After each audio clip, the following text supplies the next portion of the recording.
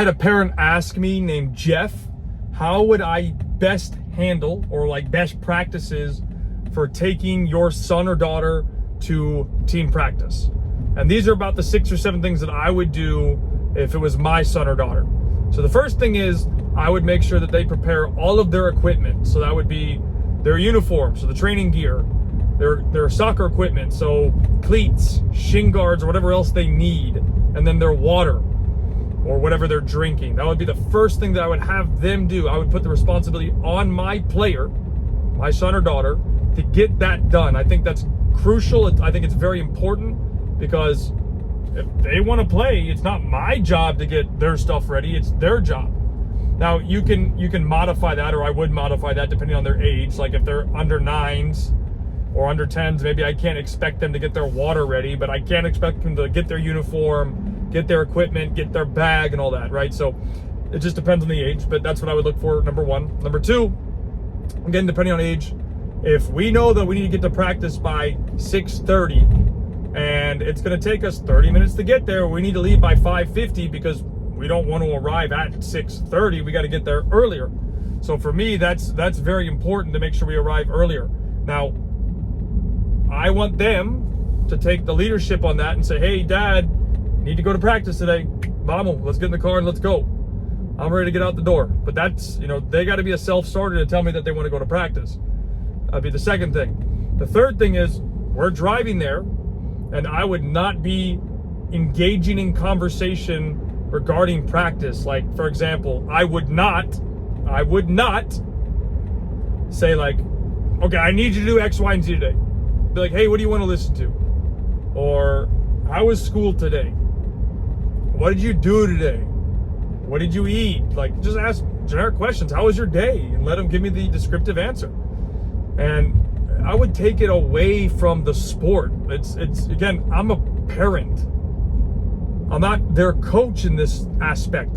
Sure, I am a coach, but to my son or daughter, if I'm taking them to practice, that's probably not my practice.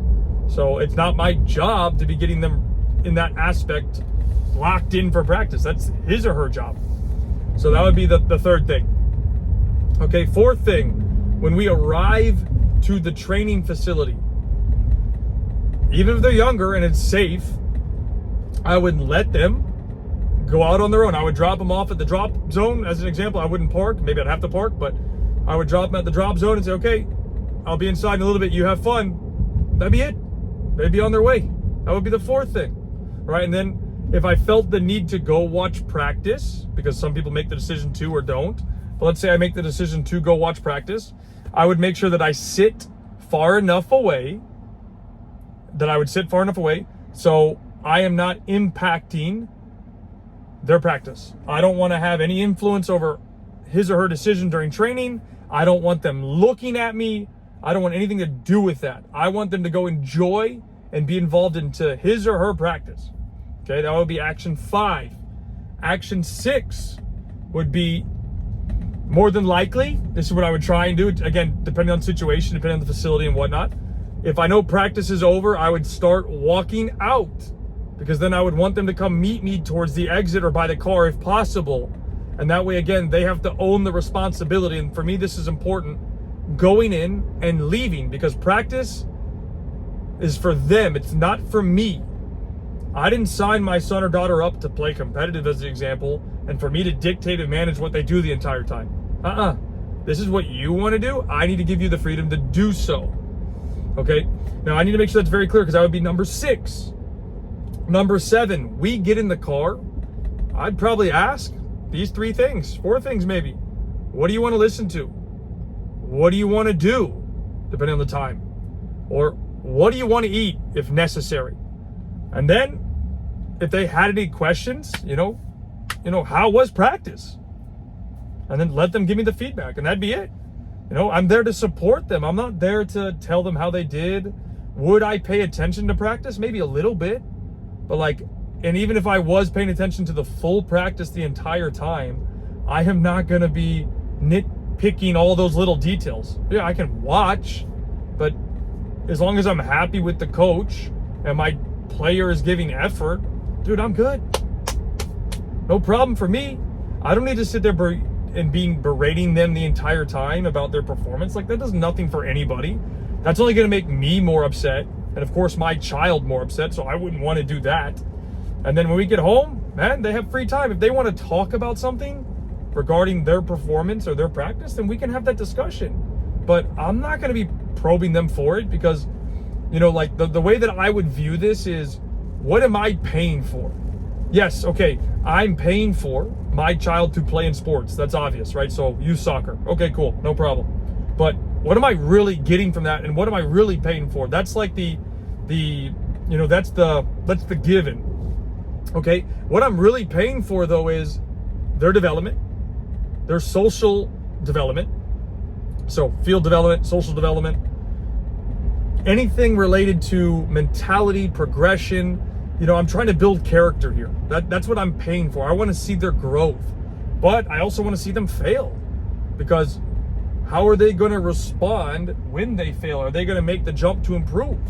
Like, that for me is huge. Like, are you going to take responsibility? And it doesn't really matter the age, like, you know, and I would rather know sooner rather than later, to be quite honest with you, if they would want to continue playing or not. Because if they don't, then I get to save my time, my money, my energy, my resources, but I want them to be happy.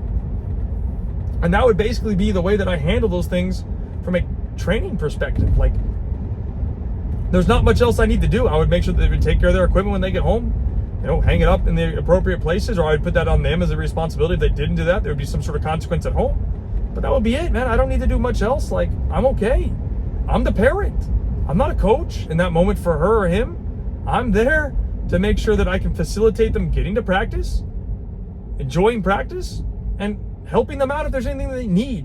Other than that, no problem.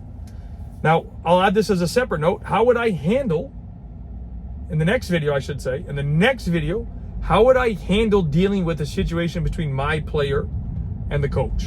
Because that's a question I get a lot. How do you handle this situation? Kyle, how would you handle this? Well, I'll give you some ideas of what I would do, and I hope that makes sense. These are best practices. If you found benefit from this video, please share it with somebody, because that would mean the world to me, as I'm trying to help educate people and make this content accessible to everybody. That's why there's no cost. So I hope that makes sense, and keep watching the frameworks. I'll see you in the next video.